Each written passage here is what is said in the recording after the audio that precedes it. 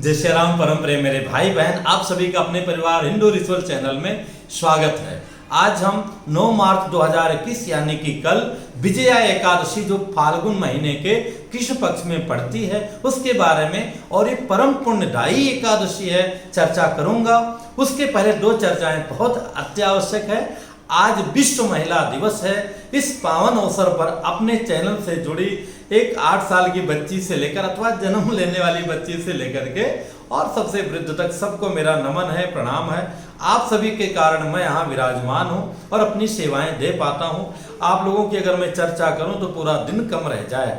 मेरी जन्म देने वाली माँ से लेकर हमारे ग्राम की माताएं अयोध्या, दिल्ली, हिमाचल और कहाँ कहाँ घुमा हूँ, लखनऊ, हरौनी और हमारी माया नगरी में लेकर सूरत तक, अहमदाबाद तक, पुणे तक, हर जगह तक जहाँ जहाँ प्रभु ने जाना हमको भेजा और आसाम तक, साउथ तक, जहाँ जहाँ भी प्रभु ने भेजा और विदेश में हमारी हर्षा दीदी तक, हर जगह आप सबों के ही द्वारा और लास्ट में हमारे धर्म पत्नी से लेकर बिटिया रानी तक सब आप लोगों के ही द्वारा जो है मैं सेवा दे पा रहा हूँ। आप लोगों की जितनी प्रशंसा किया जाए उतना ही कम है। बस बहुत वीडियो बड़ा हो जाएगा, मेरा नमन स्वीकार करें।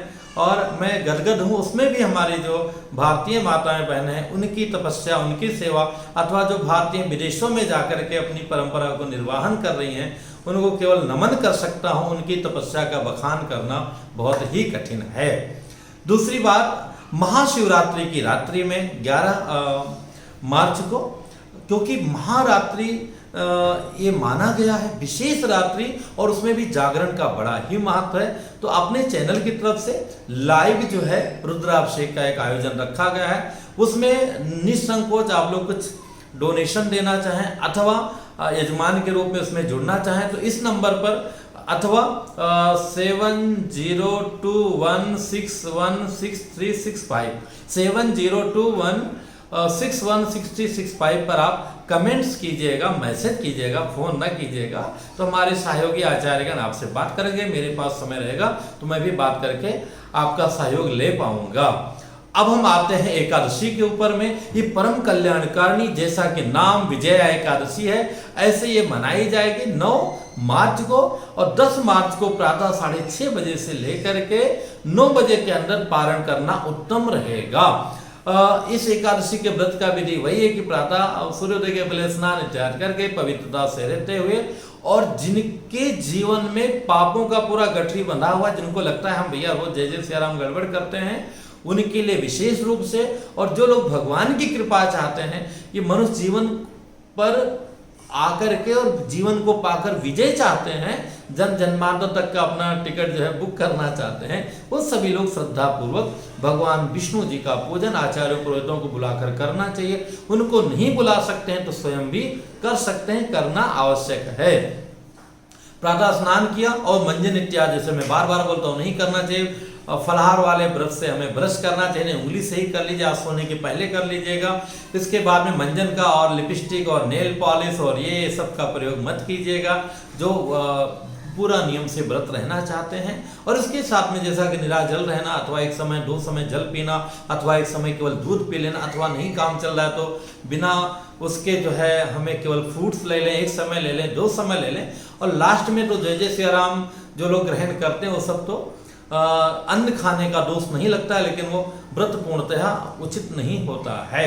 जो बालक हैं, वृद्ध हैं, बच्चे हैं, बूढ़े हैं, बीमार हैं, उन सब के लिए छूट है, पर उनको भी लहसुन, प्याज, काना, कुनरू, बैगन, चावल ये बिल्कुल नहीं देना चाहिए। 3 दिनों तक, एकादशी के दिन एक दिन पहले और एक दिन बाद तक नहीं देना चाहिए। तो जो लोग विशेष रूप से करना चाहते हैं, मध्याह्न काल में एक सोने का कलश नहीं, तांबे का कलश नहीं, मिट्टी का कलश रख करके उसके ऊपर भगवान की प्रतिमा, अगर घर के भगवान है तो उनको भी विराजमान कर सकते हैं। विद्युत उनका अर्चन करना है, जैसे पंचामृत से नहलाया, सब जल से नहलाया, बैठा दिया, उसके ऊपर में बढ़िया फूल बिछाकर कलश रखा, उसको धागा बांधा, स्वस्तिक लगाया, टीका लगाया और उसी कलश के ऊपर में जो है प्लेट में चावल भर करके अथवा फूल भर करके अथवा वस्त्र बिछा करके अपने भगवान को स्नान इत्यादि करा के बैठा के उनको फूल इत्यादि सजा के, टीका लगा के, धूप दीप करके, भोग लगा करके, फलाहार का भोग लगा करके, क्योंकि व्रत जो है भगवान का नहीं हमारा आपका है। और पूरा दिन संध्या वेला में रात्रि पर्यंत जो है ब्रेक ले करके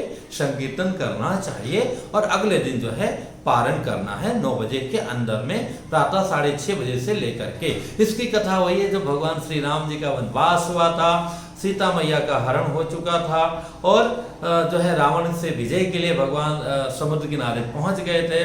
बहुत ये थे कि कैसे विजय हो, हर दृष्टि से हमें प्रयत्न करना चाहिए, इससे हमें शिक्षा मिलती है।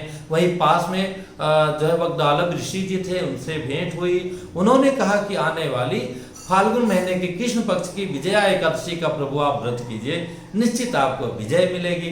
प्रभु ने पूरे सेना के समेत वैसा विजय किया, विजय के निमित्त पूरा व्रत किया, पूजन किया नारायण भगवान का और सारी रात्रि अपने पूरा सेना के साथ जागरण किया, फिर अगले दिन पारण किया और बाद में जो है लिंग थाप विधिवत कर पूजा श्री जी का स्थापना कराया, पूजा कराया और विजय को प्राप्त किया। इसी प्रकार से हम लोगों को एकादशी व्रत है, उसके बाद में महाशिवरात्रि का पावन पर्व है, तो इसका पूरा लाभ लीजिए, इस व्रत को कीजिए। और यही इस व्रत की कथा है जो युधिष्ठिर जी के पूछने पर भगवान श्री कृष्ण जी ने बताया।